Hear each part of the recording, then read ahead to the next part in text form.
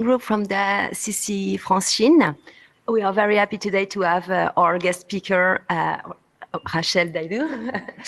And I'm talking under the control of Patrice Nordet, who is with us, but not really with us physically by remote only. And with Jabin. Jabin has joined us as well to co-chair the marketing working group.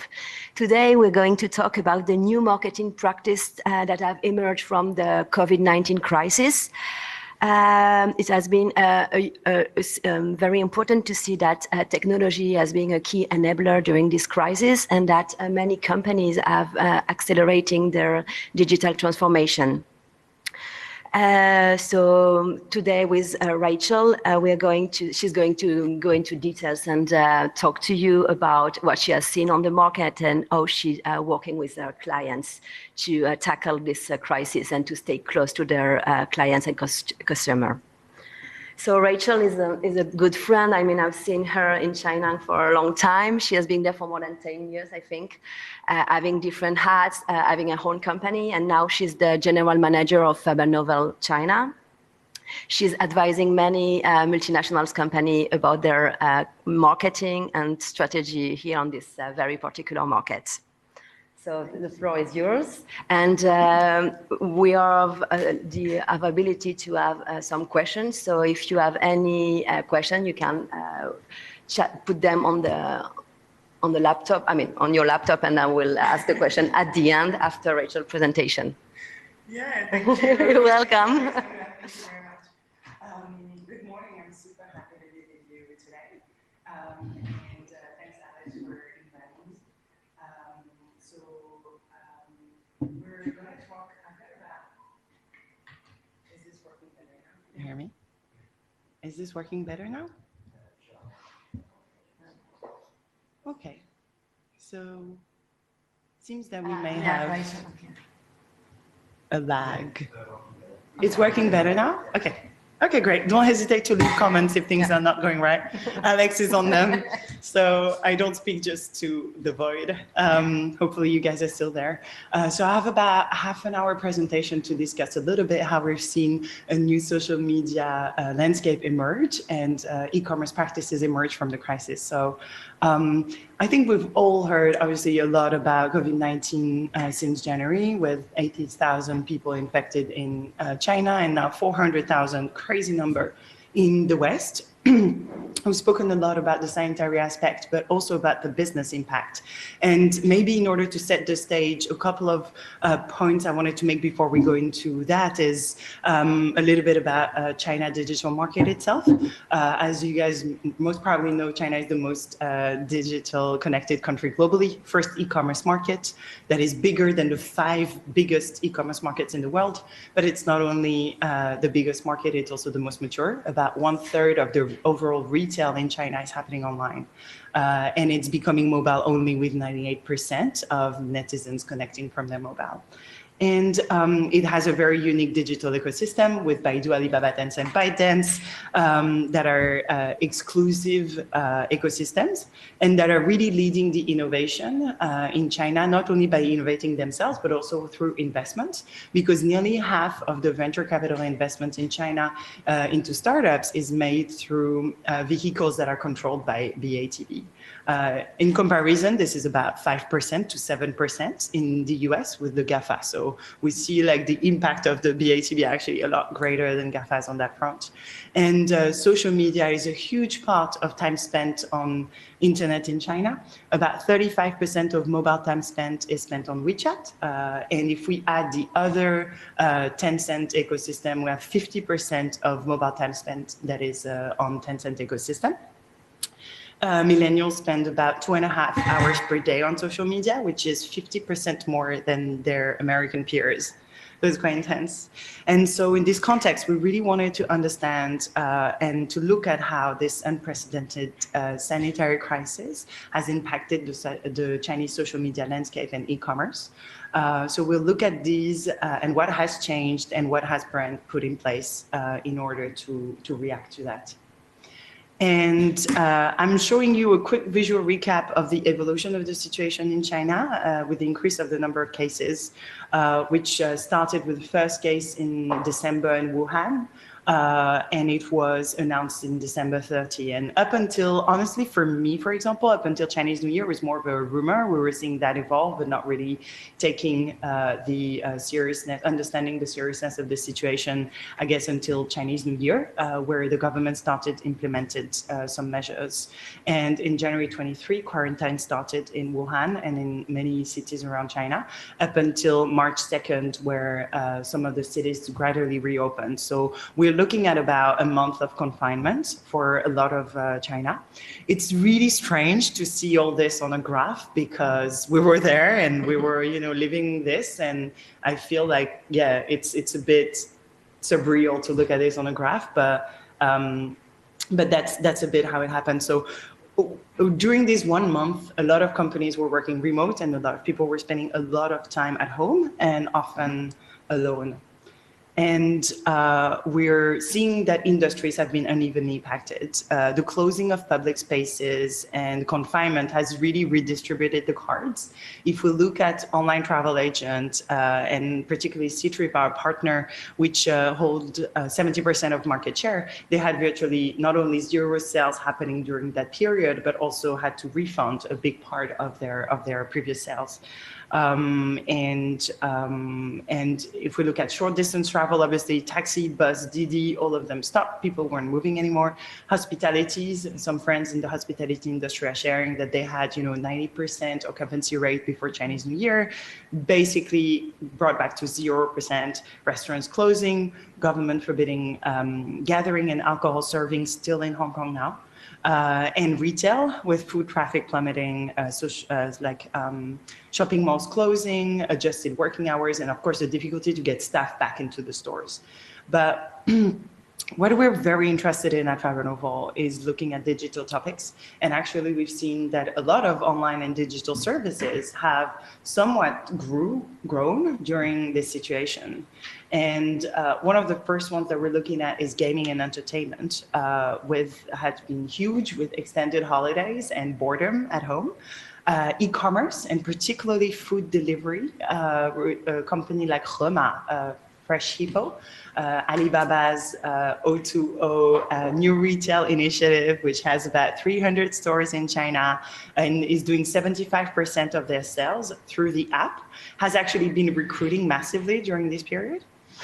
Fitness apps, of course, people want to stay in shape and not go crazy at their home. So I think that Keep had like an uplift of 50 times their monthly active users during the period. And obviously social media and news. The first thing that we observe is that homebound consumer attention has shifted. And the first one that we look at is television. And it's really interesting that I think that for most people going back home during Chinese New Year, and it's even culturally, for example, for Europeans going back to Europe, to their grandparents' home, for example, for Christmas, television is always like this, this moment that gathers people together. So we always see a peak in television watching during Chinese New Year, but this time was really an hour and a half more. And people were looking at news in real time in order to get accurate information to reassure them and make the right decisions. This increase is completely opposite to the trend that we've seen television losing ground in the past 10 years. So we're really looking at something that's interesting here, I think. And then entertainment. As we're in China, a lot of the entertainment is mobile games. And if we look at Honor of Kings or King of Glory, the mobile online battle arena game from Tencent that has about 80 million daily active users, had nearly double their time on the players were spending about twice the time that they used to spend during this time if we compare to the same period last year. And beyond shifting attention, we also see the emergence of new hot topics. And the first one that we've noticed is because the infection allegedly started from a open air market where live wild game was we see that a lot of Chinese consumers have taken fight against wild game eating as a big topic on social media. And it's interesting because it was heavily relayed in Western social media, and a lot of social media, there was a lot of debate around whether this was racist. But actually it's super interesting to see that this debate had started in China. And for me, it really shows that there is a wild difference in reality, in habits, and perceptions within the same country. This country that's like a continent. So I quite like that, to see that it's actually a debate that started within China. And another one that we see is fake news and censorship.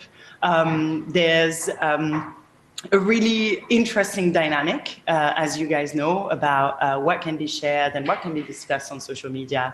And we're really seeing something super dynamic happening, where some topics were openly discussed, some topics were not openly discussed, and information was disappearing from social media. But also some topics were taken over by the authorities, such as the Wuhan hero doctor that became a national pride. So it was really interesting to see the dynamic around access to information.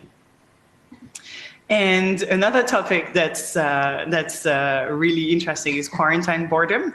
I really love this picture. This picture says like, 北京现在什么情况了? So what's the situation right now in Beijing? And the other person sends this picture saying, this is the situation in Beijing, with an empty condom shelf. So yes, definitely quarantine boredom is one of the hot topics. We're probably gonna see Corona babies and Corona divorces as well. We were talking about it before. And one thing that may seem surprising is that travel was actually one of the hottest topics.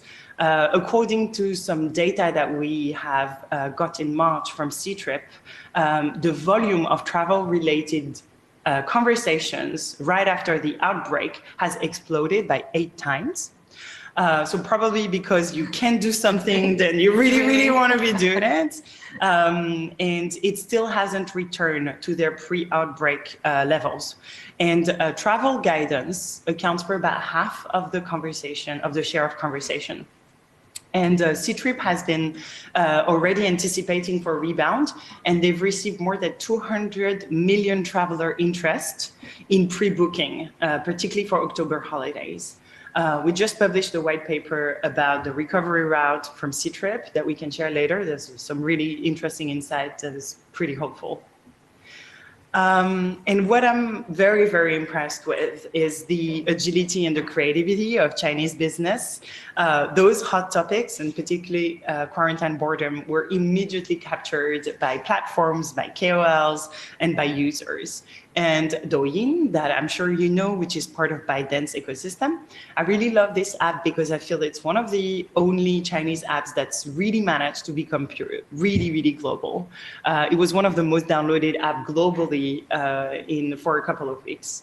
They launched this topic called Fun Things to Do Whilst Homebound, when KOL are sharing their daily life. And it was extremely popular. It really resonated with the reality of the users. It created a feeling of belonging, and I think really a proximity with the key opinion leaders. Other digital platforms have completely exploded, and I'm in live streaming. And I'm just looking at my note, and I realized that I did a typo, and I wrote love streaming, which I think is exactly perfect for this slide. It's been a strong underlying trend over the last couple of years that really took off last year. It started with video game players streaming their game, and platforms like Douyu and Yizhibo. Yizhibo has 60 million users for now. And now we see that e-commerce platforms are opening their live streaming functionality, such as Taobao live streaming. It's becoming a very popular way to purchase. I think we saw about 90 billion yuan transactions on live streaming e-commerce in 2019, and it had 3-digit growth over the past couple of years. And now you have KOLs that are specialized in live streaming sales.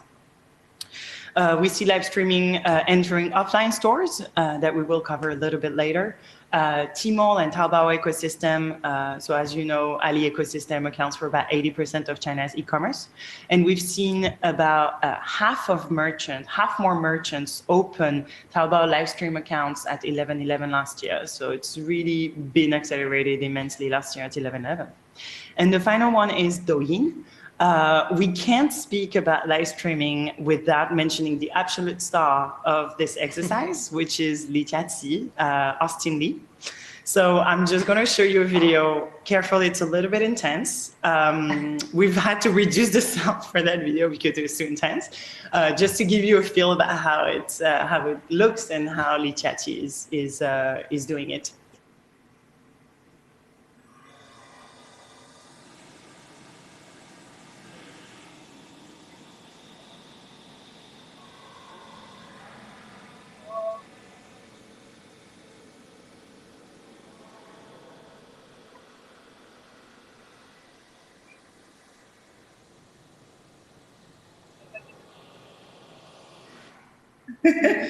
Okay, so it's a little bit intense, but what I love about Li Jiaqi, he was actually a sales advisor for L'Oreal, for YSL. And he went through a KOL incubator program that L'Oreal had put together. And he's now considered the king of lipstick. I think he's 27 years old. He's like this millionaire. And he, because of him, there was this super hyped expression that went around social media that said, Tian pu pa, di pu pa, tu pa, Li Jiaqi, the oh my God. So I don't fear the sky. I don't fear the earth. I only fear Austin Li's oh my God, just because I know I'm not going to be able to resist and buy this lipstick. So he's a super phenomenon on social media. And this attention shift from consumers from one platform to another could have been seen as a threat, but digital leaders really took it as an opportunity and they had to innovate. WeChat, part of Tencent ecosystem that has about 1 billion monthly active users, is now a super app. As you know, it's gathering social media, private messages, payments, search, and mini program, and is truly becoming the operating system for your phone. They have launched about 10 days ago live streaming as channels. And what I want to say is that it's really remarkable because it's not the first time that Tencent disrupts themselves. They actually were leading in social media and private messaging with QQ at the moment where they launched WeChat. So they're kind of used to disrupting themselves. And I think that really reminds me of a quote by Mark Zuckerberg who says, if we don't kill Facebook, someone else will. And so it's really this idea that you got to shake yourself up from the inside in order to stay relevant. And so I think it's still in beta testing. So I'm showing you right now how to and how the UI looks like. So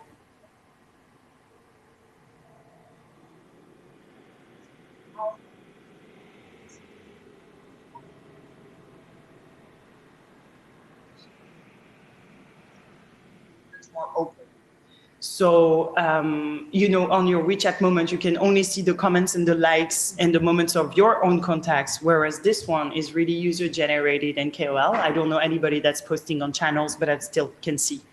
So I think it's a big shift. And by chance, I found a video of PDD Liu Mo, which is an esports gamer who's a specialist of League of Legends. He was one of the first pro player in Douyu. He's like this super rich, very famous guy that became super popular because of this video where he was trying to smoke a cigarette backwards and burning himself.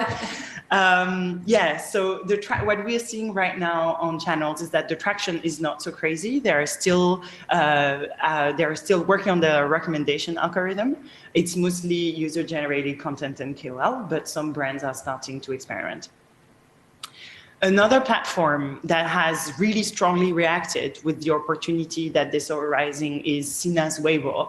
About 5 days ago, they upgraded their e-commerce product feature thoroughly, and they've launched what we've dubbed mini stores, mini shops that function including product management, data, and promotions.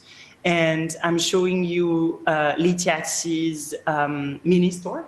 So It means two things. The first thing is that it looks like they're closing their ecosystem with transactional e-commerce. They're maybe going towards becoming a new super app and a true social commerce player. And the second thing is that, and that's something that we've seen on certain posts, is that their links to Taobao and Tmall are not working anymore. So this is super new. We've been testing the platform. We've been in touch with Weibo's team, and it's a little bit of a mess, to be very frank with you, and different teams at Weibo are answering different things. It's not super clear.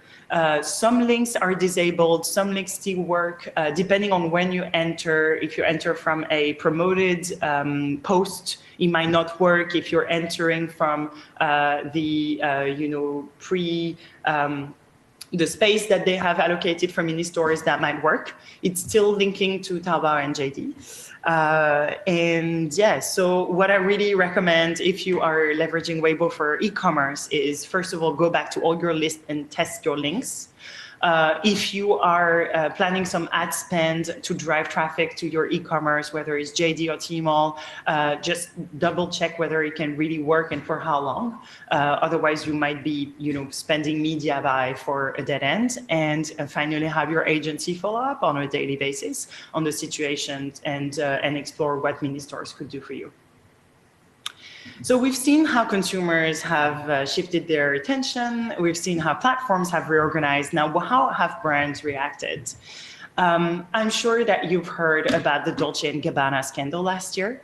It violently hurt the brand image in China, and all started with a video that we're showing right now about this woman eating a pizza with chopsticks, which was widely considered as racist and sexist. And according to this, also screenshots have leaked on the internet about the founder saying pretty harsh things about Chinese consumers, and then saying that his account had been hacked. So this huge scandal had resulted in boycott of stores, pushing back of launch of products in China, and KOLs canceling their collaboration with the brand, and loss of really millions of euros. So we've seen that incidents of the sorts with brands in China have multiplied by 40 over the past 10 years. And the first reason is geographic governance with Taiwan and Hong Kong, but the second is negative impact on society.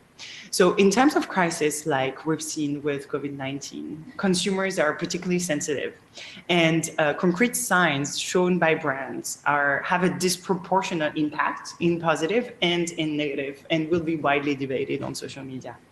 So in the next couple of slides, we're showing some of the best practices that we've seen emerge, brands reacting properly.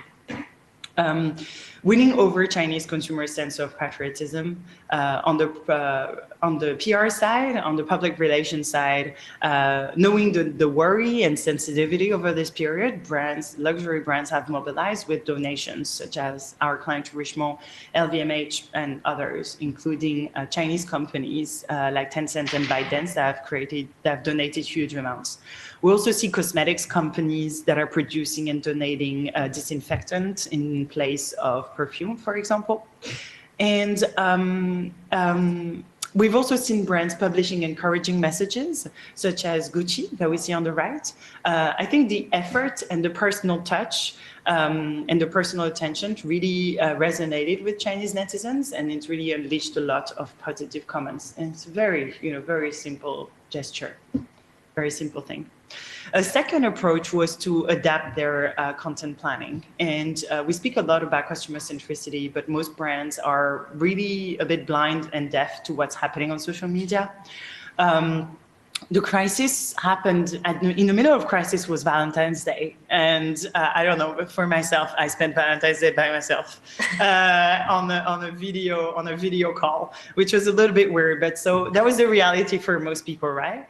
And some brands like Lanvin shifted their communication from, focusing on romantic love to focusing on support to citizens. And another aspect that we've seen, we've been supporting our client Regenerate to launch on e-commerce in China as part of Unilever. We had planned 2 campaigns in the first quarter, and we proposed to change the direction of the second campaign because it was launched on March the 4th, which was the week where people were getting back to work. And so we proposed the slogan, "Get Your Smile Back to Work." And we had a huge, fantastic performance on this campaign. It was super timely. We hit 7 times our target and reached about 44 million impressions, and 18,000 people were driven to online store. So just a change of the tone can make a huge difference.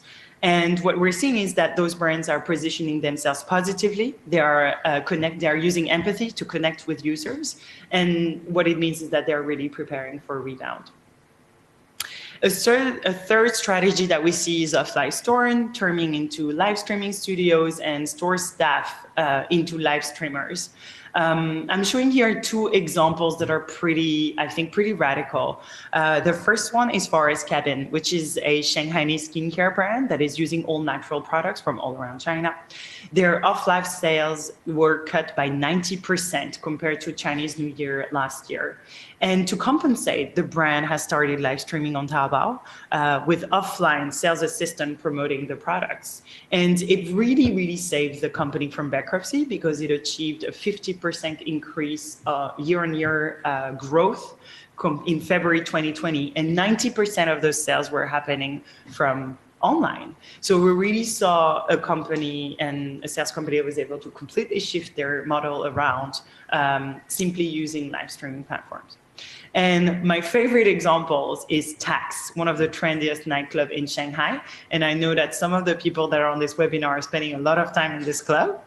And it became the first nightclub to launch live streaming on Douyin with a DJ performing from the physical venue. And so they called it iClubbing, and they provided that for followers. And it's not just entertainment, because they were able to generate 400,000 RMB revenue on the first day that they were donating to charity. And finally, we're seeing retailers leveraging WeChat private traffic to drive sales, and stores actually becoming warehouses for shipping to consumers. It's becoming a standard practice for sales assistants to communicate personally with clients, and they share product pictures and handle manually the order. Or hopefully for you, they're using a system like WeChat Work or WeChat Mini Program in order to track those sales and commission.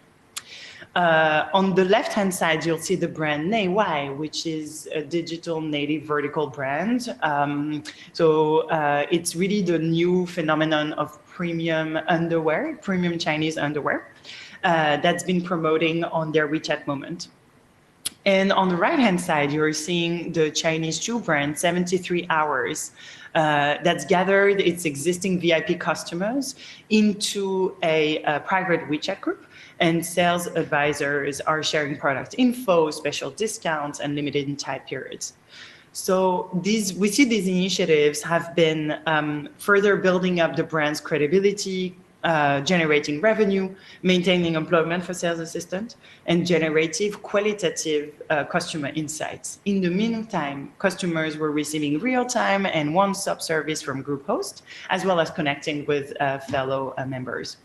So private traffic is a topic that we've talked about or we've discussed since probably Q4 last year, but this situation has really deeply accelerated the adoption of private traffic.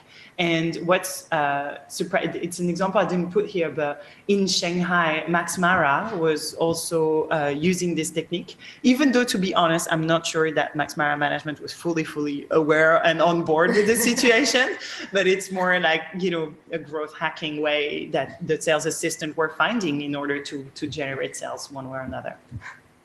So what could be useful for brands moving forward? I would say 2 ideas: agility and listening, and being open and listening. we're seeing that attention has shifted. So shift to buzzing platforms. Go where consumers are. If your campaign was planned on WeChat, you may want to allocate the funds to one of the rising platforms like the fitness platforms.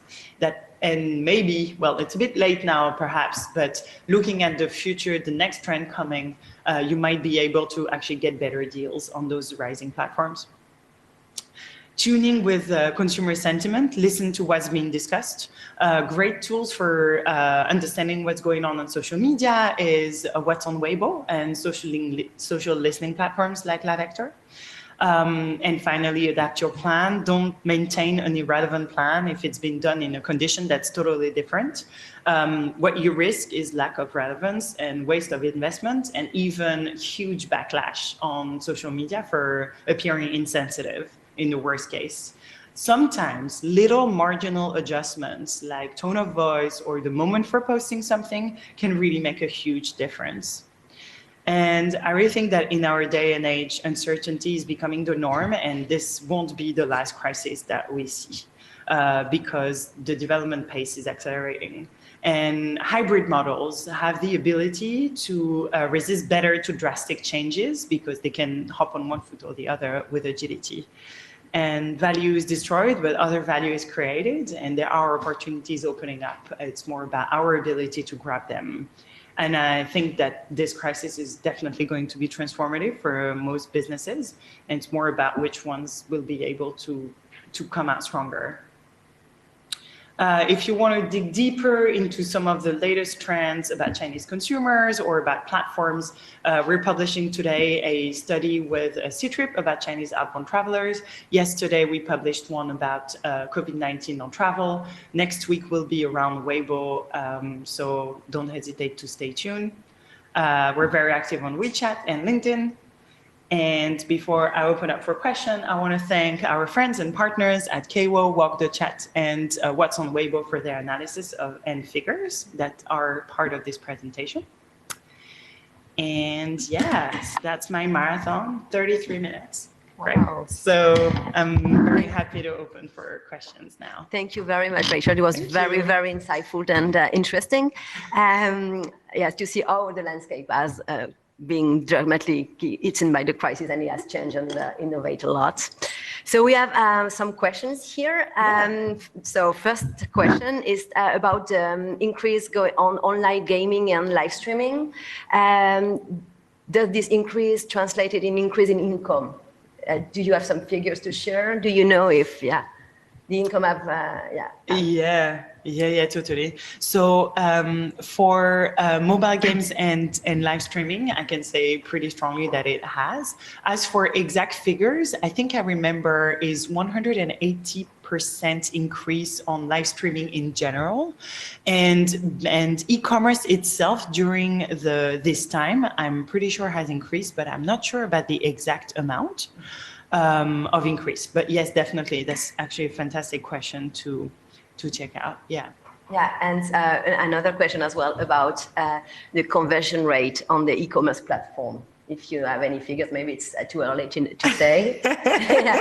People want to know where they need to invest money, and if you have a ROI with them, because we are all absolutely, we're all chasing for ROI, definitely.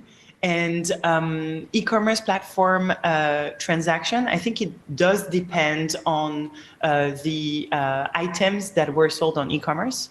So, of course, as we were mentioning, food delivery essentials, basically.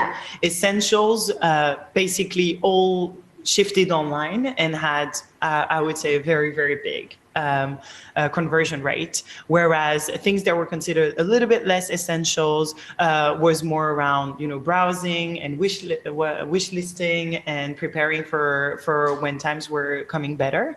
But in terms of conversion rate, I think it really depends on the category during this period. Okay, thank you very much. There a question about if there are any popular English social media channel for expat in China, or is it only Chinese social media? that has been impacted by this. I don't follow the Western one so much. What I can tell, and I think this is a proof of this, is that a lot of events that were happening offline are now shifting to online.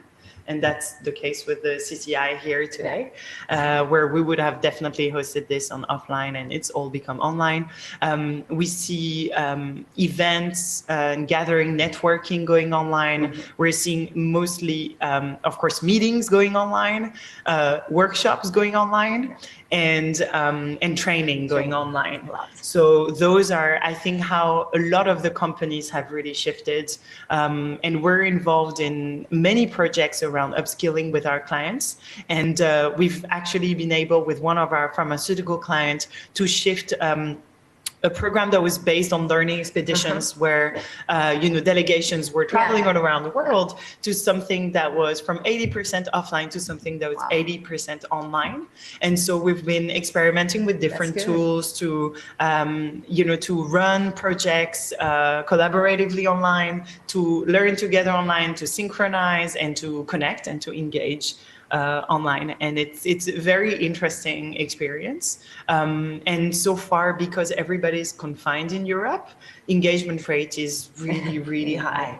And with another client of ours, which is a leading Korean cosmetic company, we've actually, it's very interesting because Korea was hit right after China. And so we went remote, and then they started going remote. And I think that the president was really visionary, because from the moment when they saw China had to go remote, they asked us to accelerate the go live of their online training. And so we basically had to, we had to go live a month and a half early. But he really could see that with people, with business slowing down and employees spending more time at home, it was a prime moment for upskilling and really getting ready for the rebound. So we've seen some companies being quite visionary about that, and I think putting the investment and resources in the right place. At the right moment. Yeah, at the right moment. And it's all about being, timely, I think. And of course, when you're making those decisions, you have no idea whether they are the right decisions or not. I think sometimes it's common sense, sometimes it's gut feeling, but yeah, I mean, we're all trying to make the right decisions. Thank you. We have many questions. So if you have time, another one regarding the small and medium-sized company. Do you think they can use Douyin, because you mentioned as well? Do you have any idea about the price? What is more suitable for a multinational company and what is more suitable for a small and medium-sized company? So don't give free advice. No, of course. Some tips Whatever. if you can. I think that's a good question as well, because we have different companies today with us, and we have, of course, a multinational company, and it's completely different the way they behave, the cash flow they have, than a small and medium-sized company. Exactly. So, so a little bit about marketing on Douyin. So Douyin's actually, so it's a user-generated platform where the best way to engage with the platform is to engage with consumers in a way that they will generate content for your brand. And so there are many different ways to do that. There are, contests where you can launch a topic or launch a video that would be then taken over by users. You have bullet contests as well, that are something that is quite new as well. That is where users can comment on live on the videos. And so that's definitely a platform where you wanna really do something that's extremely engaging. So what I would say is that, it's not just a video platform. Using your horizontal, TV ad to post it on Douyin will probably bring you absolutely no result. So adapting the format, you want to go for obviously a vertical format, something that's quite engaging, and proposing interactions and input from users will be one of the best way to leverage the platform. Douyin can currently, I believe, still link with Taobao. And so you would have ability to cross over with your e-commerce platform. And the algorithm of Douyin, the way that I understand it right now, is that it's based on the most interaction. The more interactive your content will be, and the more it's going to be prioritized through the platform. Okay. So that can be a way, and working with maybe small and medium-sized KOLs to amplify that might be a way to kind of hack and minimize your media spend on such a platform. Okay, no, thank you. Very interesting. We have a specific question regarding a company who wants to target expats in China. What kind of channel they can use to target expats? What would you suggest if there is any platform to influence their behavior? I don't know.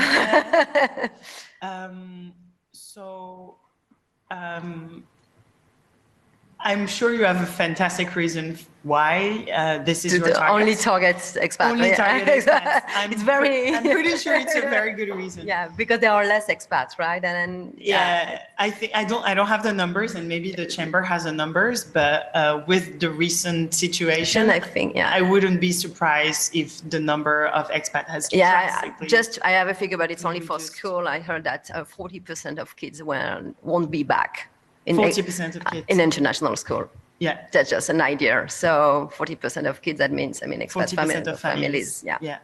And I mean, I think all of us have personal stories of friends, not being able to come back. Yes, and we were talking about, moving out for our friends before. So definitely looks like this market might be contracting at such a moment. I think with the difficulty to obtain visas and a lot of other reasons, we've seen a decrease of expats in China anyways. As for the platforms that have their attention, I would say that the English language media, such as, the lifestyle magazines, Shanghaiist or something, I don't know, or Time Out, have their attention. The great thing is that WeChat is open for them as well, but that means that you need to invest into creating your own following, and it's a very close platform. So for more open platforms, I don't think many foreigners are leveraging Weibo at this moment. No, I don't think so. I think it's a very Chinese platform in a way. So I would say that that WeChat might be your own, as your own channel might be the best way, but you will need to invest into acquiring followers. Other than that, I would say partnering with organizations like the Chamber that have lots of Western members. I would be surprised to know what product we're talking about. If we know. Yeah, there is thank you very much. Sure. And there is a question as well, as you mentioned, Richmond, we did a donation, LVMH as well, who sponsored the flight coming from France to Wuhan. Yeah. So a question about the impact of this donation philanthropist measure on the brand himself. Yeah. And I have as well a question, do you think there's going to be a shift from the Chinese consumer to consume more local brand versus the foreign brands? Because now as well we see that it's more difficult to import products here. Yeah. So the impact of the donation and is it going to save the foreign brands here, or people are they going to consume more locally? Well, I wanted to say I know someone from LVMH is here, and I don't think we need to save you. I think you guys are doing a fantastic job. No, I think they did a fantastic job in terms of marketing and PR. Yeah. Totally. So for donations, I think in the big scheme of things, it didn't make much a difference. Yeah. It made a difference because of the gesture and the symbolic, I think. Yeah. Knowing that I think China is the first market for Louis Vuitton. So it's a huge, I think it's just a big gesture that resonates. We're maybe going out of it a little bit, but in a period where trust and empathy was probably the best thing that brands could show and that anyone could show in such a period. And so I do believe that it's a great positioning for them. And I think the amount of donations, this mostly PR. I don't think it made such a difference. And we're seeing the other way around now. We have many Chinese companies who sponsor masks and medical equipment to France. Yeah, exactly. 600 million masks, I think, sent to France. Yeah.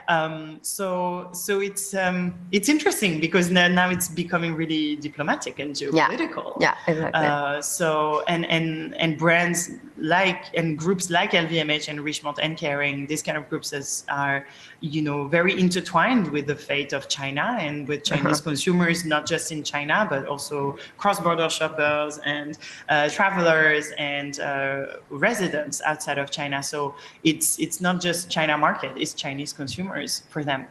And the second question was around Chinese focusing on their domestic products. I think it's a trend that has been around for a couple of years. Yeah. And I think it's a very healthy, being honest, I think it's a very healthy trend. And, the Chinese government had announced from Chinese products to Chinese brands and been really emphasizing on increasing the quality of their products and building brands. And we see, like for me, Xiaomi, Perfect Diary, Nei Wai that we just mentioned before are beautiful example of successful cases of brands that are still affordable, but fashionable and quality driven. Perfect Diary is using the same producers as Gucci and YSL. So the product is the same quality for a fraction of the price. So the China brand is gaining momentum, particularly among Chinese millennials who have really been risen with the internet, with I think a very different internet than their previous generation, because it was already a closed internet. The first time I came to China 10 years ago, Google was still accessible, for example. So, but for people who accessed internet in the last 10 years, they've only seen a Chinese ecosystem. So I think it really also emphasizes the sense of pride around Chinese products and Chinese brands that will probably further be accelerated in this period. Well, that's really interesting as well for you, because you could help them to be on the European market. Yes, potentially. We've been exchanging with one of the leading mobile phone companies for their European launch in the past months. Yeah. And maybe a last question, because we will be available on replay as well. So I know we have now a lot of companies in France and in Europe who are looking at our experience during the COVID-19. Yes. So do you have any tips? Do you have any lesson learned from, I know the ecosystem is very different in France or in Europe, but what could be replicated in France? What could work? It's just, What can company actives in France could do during this very difficult time? Yeah, so I think there's several aspects. There's obviously the personal aspect where, we were all struggling in times of uncertainty. And the thing personally that kept me sane, even though I was by myself for 2 weeks, was doing sports and eating properly, which is not a very big tip, but we went from fully offline, everybody at the office, to fully online, and I've been so impressed by the dedication and the engagement of the team. I hope it's going to be the same for you back in Europe. In terms of business, I think that the three, advice that I mentioned can be very relevant.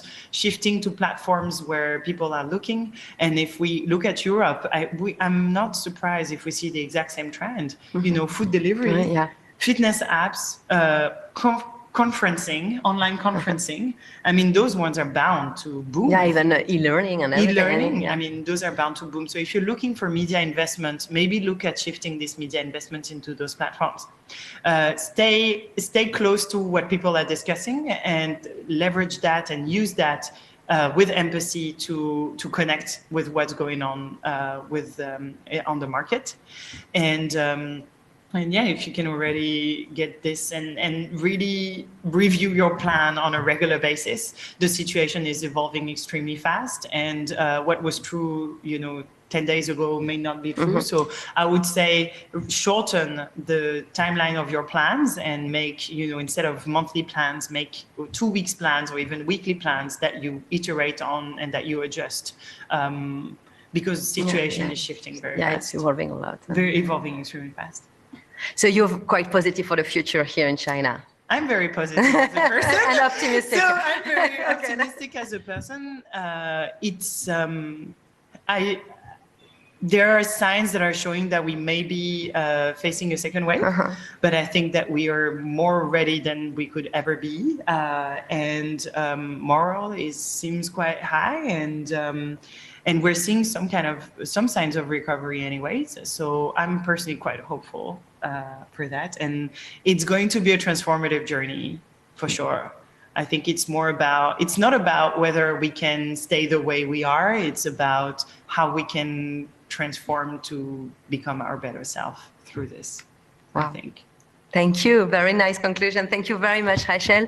We were very, very happy to have you for this very, very interesting and insightful sharing. I think we should invite you more, like every 2 months, because things are evolving so much. With pleasure. Because I think you have a special focus and a special way of thinking here in China, and you know very well the market and you know very well the brands here. So thank you so much. As I said previously, everything is available on replay during the day or maybe tomorrow, sorry. We are in China, we are fast, but then we need to adjust a little bit. The CCI Francine is here for you. We have experts group to help you during this crisis, either here in China or either in France, and it's of course free of charge. We are here to help each other. I think solidarity and kindness is very important these days. So if you have any question, either to Rachel, she's available. I think you have her contact details somewhere. Or it's going to be posted on LinkedIn as well. You feel free to contact her. And if you have any questions as well, either on your how to manage your supply chain or your finance and everything, the CC is there to help you on any questions. So feel free to join us on all the social media or on LinkedIn. We are here. Thank you very much. Have a nice day, and hope to see you soon for our next marketing working group. Again, a big thanks to Rachel and to Patrice, who is there with us online. So hope to see him soon as well. Thank you very much. Thank you.